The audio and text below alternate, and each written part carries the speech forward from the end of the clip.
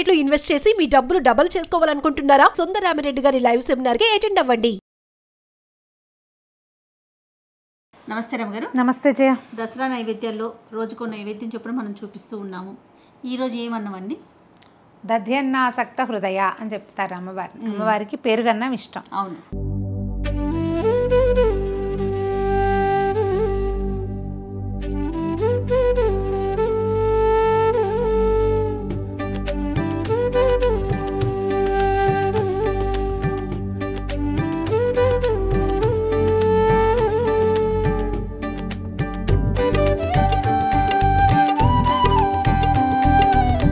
అయితే దధి అన్నం అంటే ఒట్టిగా తెల్లగా పెరుగు కలిపి అన్నం పెట్టి సరస్వతి పూజ రోజున పెరుగు అన్నం పెడతాం మనం.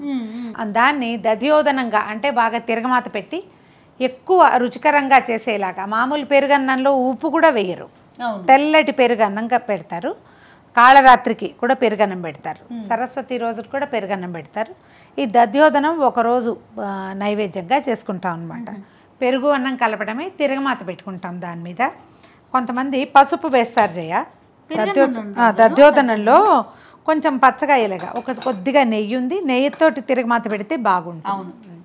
ఇందులో మీరు దానిమ్మ గింజలు వేయటము, కొద్దిగా క్యారెట్ కోరి వేయటము, ఏవో విధానాలు బాగుంటుందని చేస్తారేమో కానీ నిజానికి దేవాలయాల్లో చేసే విధానం అయితే తిరగమాత పెట్టడమే అంతే.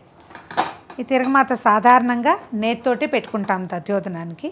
పెరుగు మనం ఎంత చేయదలుచుకున్నామో, పెరుగు అన్నానికి పెరుగుకి కొలత ఏమి ఉండదండి. వచ్చి ఆ మాత్రం అన్నం ఉందనుకోండి, దానికి కనీసం ఒక 3 ఇంతల పెరుగు ఉండాలి, అప్పుడు బాగుంటుంది. ఆ బౌల్లో వేద్దామా? చిక్కటి పెరుగు ఉంటే చూడండి. మామూలుగా మేమేం చేస్తామంటే పొద్దున్నే చేసేటట్టయితే కొన్ని పాలు పోస్తాం జయ అందులో. పెరుగులో కొద్దిగా అన్నం అయితే కాదు, కొంచెం ఎక్కువ అన్నం అయితే, ఒక చాలామంది ఉన్నాం ప్రసాదాన్ని నివేదన ఎక్కువ చేస్తామంటే కనుక దాంట్లో కాసిన పాలు పోస్తే మనం వితరణ చేసే ప్రసాద వితరణ సమయానికి తోడుకుని సెటిల్ అవుతుంది అనమాట. అందుకని కొన్ని పాలు కూడా పోసేస్తాం. పెరుగు పులవకుండా కూడా ఉంటుంది పాలు పోయటం వల్ల.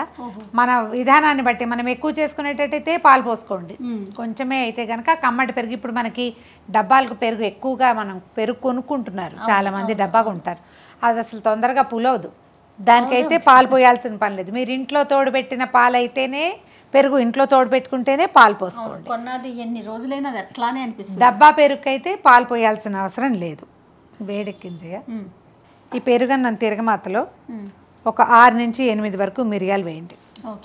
ఊరికే శాస్త్రానికి వేస్తామన్నమాట, బాగుంటుంది. అక్కడక్కడ కనపడుతుంది. ఒక చిన్న స్పూను ఆవాలు చిటపట్లాడుతున్నాయి. మరి కాస్త మినపప్పు, శనగపప్పు మీ చాయిస్ అయితే వేసుకోండి. జీలకర్ర, తర్వాత ఏమో 1, 2 మనం వేయదలుచుకున్న ఎండుమిర్చి, కొద్దిగా ఇంగువ, పచ్చిమిర్చి, తర్వాత పచ్చిమిర్చి ముక్కలు, అల్లం వేసుకోదలిస్తే వేసుకోవచ్చు, కొద్దిగా అంతా కరివేపాకు. ఓకే,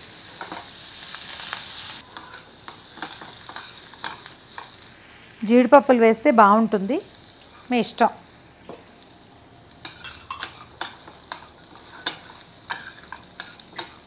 అన్నం శుద్ధి అవుతుందని ఒక చిటికెడు పసుపు వేస్తారు. మీకు మీ వైపు అలవాటు ఉంటే వేసుకోండి, లేకపోయినా పర్వాలేదు. మీరు వేస్తారండి? వేస్తాం. ఎల్లోగా అయిపోయేలాగా కాదు, పోపెత్తి పెరుగులో వేసేసుకుందాం.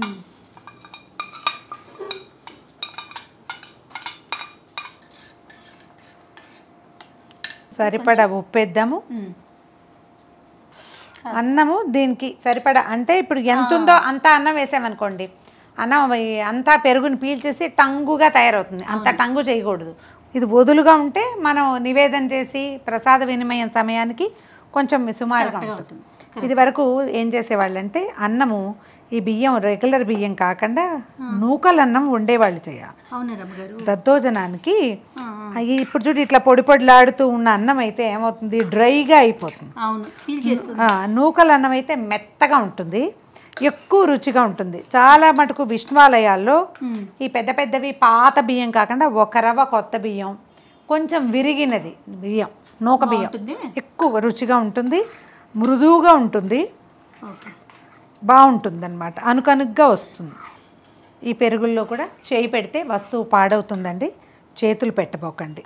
1-2 స్పూన్లు ఉంచుకోవటము, దాంతో అన్నంలో పెరుగు వేయటం కాదు, పెరుగులో అన్నం వేసారు అన్నం అంతే, అలాగే వేసుకోవాలి. ఇప్పుడు ఈ ప్రధానమైనది ఏంటంటే ఈ రోజుల్లో మనం ఎక్కువగా బియ్యం కొనుక్కుంటున్నాం కదా, ఈ కొనుక్కునే బియ్యాలు ఒక 6 నెలలు 8 నెలలు పాతబడ్డాయి అనుకోండి, మనకు వండుతున్నప్పుడు తెలీదు, అవి విరవిరలాడిపోయి మేకుల్లా అవుతాయి, బొణిగలుగా ఉంటుంది. పదార్థం అమ్మకు పెట్టడానికైనా బాగుండాలి, రేపు తర్వాత ప్రసాదంగా మనం తినడానికి కూడా బాగుండాలిగా, ప్రసాద వినిమయం కావాలి కదా. అందుకని పెరుగులోనే అన్నం వేసుకోవాలి. ఇది ఏమీ లేదు, ఇప్పుడు ఇలా ఉందా, సరిగ్గా 1 అవర్ తర్వాత చూస్తే ఇది దగ్గరకు వచ్చేస్తుంది, అన్నం లాగేస్తుంది ఈ తడిని. అందుకని మనం ఇలాగే చేసుకోవాలి. కొద్దిగా సన్నటి కొత్తిమీర దీని మీద తరిగి పెట్టండి. నివేదన రెడీగా ఉంది.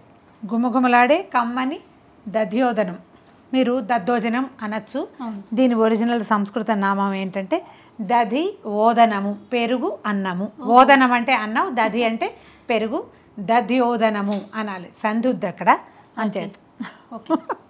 నేనైతే దద్దోజనం అని అంటానండి. మీకు చేత వచ్చినట్టు అనుకోండి, చేత వచ్చినట్టు చేసుకోండి, అంతే.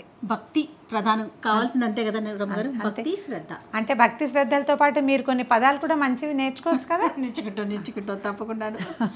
రైట్ రమ్మగారు, ప్రేక్షకులందరికీ మరొకసారి దసరా శుభాకాంక్షలు.